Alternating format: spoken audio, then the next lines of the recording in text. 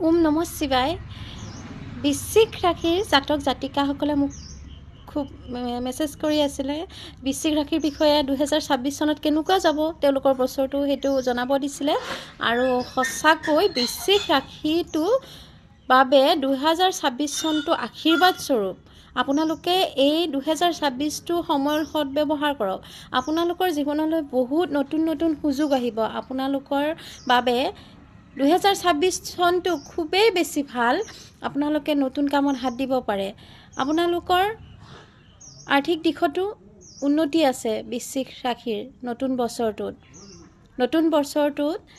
নতুন চাকৰি ব্যৱসায়ৰ সম্ভাৱনা আছে। আপোনালোকৰ বৃশ্চিক ৰাশিৰ বাবে যিসকল অবিবাহিত বিবাহৰ যুগ আছে 2026 চনত মুঠৰ ওপৰত বৃশ্চিক ৰাশি সকলো ছাইডৰ পৰাই ভাল। কিন্তু আপোনালোকে মাটি বা গাড়ী কিনাৰ ক্ষেত্ৰত সাৱধান হ'ব। অকণমান আপোনালোকে লছ খাব পাৰে মাটি গাড়ী এইবোৰৰ ক্ষেত্ৰত।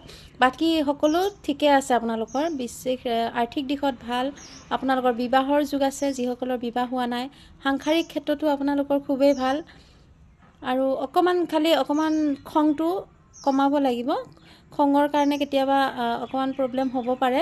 দাম্পত্য জীৱনতো ভাল বৃশ্চিক ৰাশিৰ।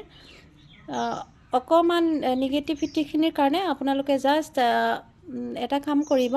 দেৱী মা কামাখ্যা হওক, মা দুৰ্গা হওক, মা কালী তেখেতসকলৰ মন্দিৰত গৈ চাকি জ্বলাওক, ঘি চাকি জ্বলাওক।